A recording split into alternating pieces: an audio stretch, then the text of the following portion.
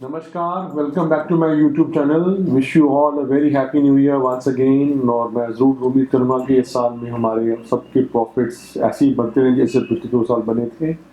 और जैसे मैंने बताया था आपको लास्ट वीडियो में, जिसकी मैंने की इस साल की प्रेडिक्शन की बात की थी, कि इस साल में स्टॉक स्पेसिफिक रहना बहुत ज़रूरी होगा। तो इंडिविजुअल स्टॉक आइडियाज़ पे कॉन्सेंट्रेट करेंगे हम, और मिड कैप और स्मॉल कैप स्पेस में ज़्यादा इंटरेस्टिंग अपॉर्चुनिटीज़ दिख रही हैं। अब उसी हिसाब से एक जो स्टॉक जिसकी मैं आज बात करूंगा वो है वाडीलाल इंडस्ट्रीज। अब वाडीलाल इंडस्ट्रीज एक छोटा स्टॉक है। मेरे मुताबिक इसमें पोटेंशियल बहुत अच्छा है, क्योंकि कंपैरेटिवली ये काफ़ी सालों से कंसोलिडेट कर रहा है। ज़्यादा मूवमेंट नहीं हुई। इसके कारण भी थे। एक तो काफ़ी रिस्ट्रक्चरिंग और मैनेजमेंट रीऑर्गेनाइजेशन हुई कंपनी के अंदर। दूसरा, स्टॉक वैसे भी बहुत कम वॉल्यूम से ट्रेड होता है। काफ़ी स्टेक प्रमोटर के पास है। पब्लिक फ्लोट कंपनी का बहुत कम शेयर्स हैं। तो थिनली ट्रेडेड स्टॉक है, इसलिए इंटरेस्ट भी नहीं आया। तो जहाँ पे बाकी फूड कंपनीज जैसे टेस्टी बाइट्स हैं या वेंकीज हैं वो काफ़ी चली, तो इस पर किसी की नज़र नहीं रही। और एक कारण जैसे मैंने बताया वही भी था कि परफॉर्मेंस भी कोई खास अच्छी नहीं रही। और पिछले 2 साल तो खास करके कंपनी काफ़ी ख़राब रहे, क्योंकि जो इनका पीक टाइम होता है समर्स का, जहाँ पे सबसे ज़्यादा सेल्स होती है आइसक्रीम की, वो लास्ट 2 इयर्स ही ख़राब हुए। क्योंकि लास्ट दोनों साल में अप्रैल मई में लॉकडाउन रहा और कोविड के केसेस बहुत ऊपर रहे।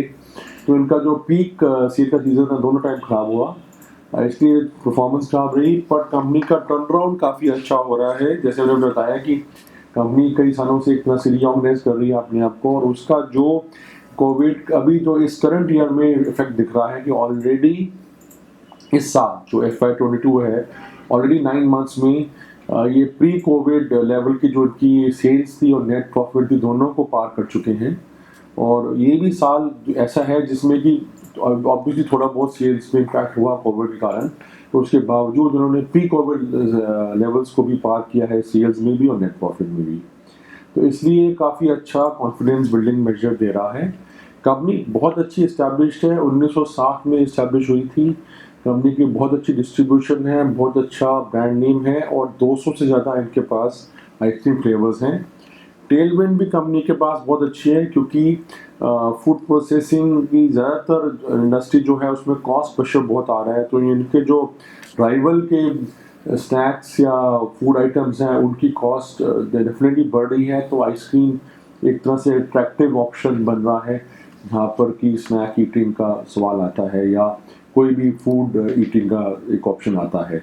तो टेलविंड उस तरह से भी इंडस्ट्री में है, और कंपनी इटसेल्फ जो रीऑर्गेनाइज करके एक अच्छे से उभर के आ रही है, प्रॉफिटेबिलिटी इंक्रीज हो रही है। ऑलरेडी जो इनका एबिटा मार्जिन है 13% है, और हम उम्मीद करें कि अगले 1-2 साल में ये 18-19% तक जाएगा।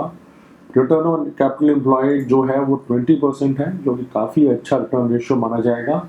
और इनके बाकी जो पीयर कंपैरिजन से अगर तुलना की जाए, तो इनसे बाकी फूड की कंपनीज की तुलना में इनका रिटर्न ऑन कैपिटल एम्प्लॉयड और बाकी रिटर्न रेशियोज काफ़ी अच्छे हैं।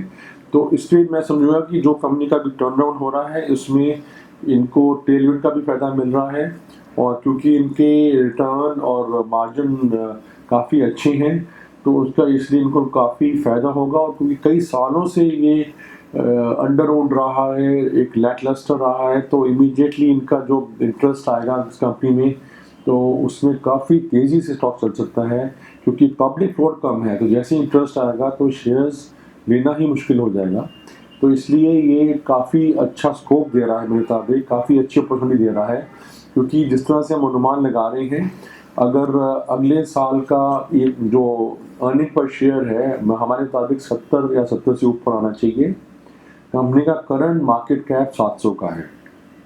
सो ये 10 की डिस्काउंटिंग में 1 ईयर फॉरवर्ड की डिस्काउंटिंग जो है, डिस्काउंटिंग 10 की है। तो 10 का प्राइस टू अर्निंग रेशियो एक फूड कंपनी जिसके पास अच्छा ब्रांड है, अच्छी डिस्ट्रीब्यूशन है, मेरे मुताबिक काफ़ी सस्ता है। अपने के जो पीयर कंपैरिजन से किया जाए तो बहुत ही सस्ता मिल रहा है। तो मेरे मुताबिक इसमें बड़ी अच्छी चाल आनी चाहिए। हमारा टारगेट कंजर्वेटिव टारगेट 1500 का है, जो कि 1 साल का के नज़रिए से है।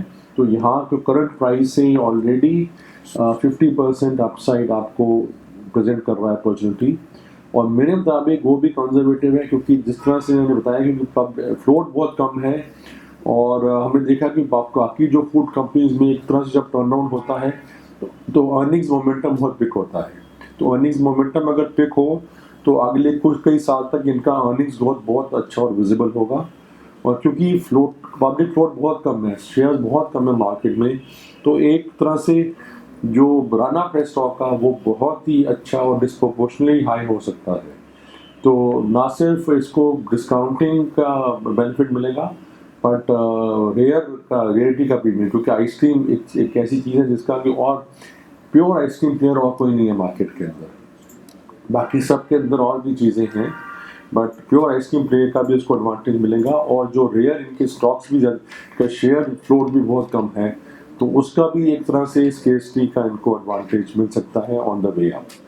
तो तीन चार नज़रियों से बहुत अच्छा है। टेलविंड कंपनी के पास बहुत अच्छी इंडस्ट्री की रेयरिटी प्रीमियम है, टर्न अराउंड स्टोरी है, और साथ में पब्लिक फ्लोट भी कम है, और मेरे मुताबिक किसी टाइम पे ये टेक ओवर का भी पॉसिबल टारगेट बन सकता है। तो अपसाइड पोटेंशियल बहुत है, डाउनसाइड लिमिटेड बहुत है, क्योंकि ऑलरेडी 10 की डिस्काउंटिंग में है।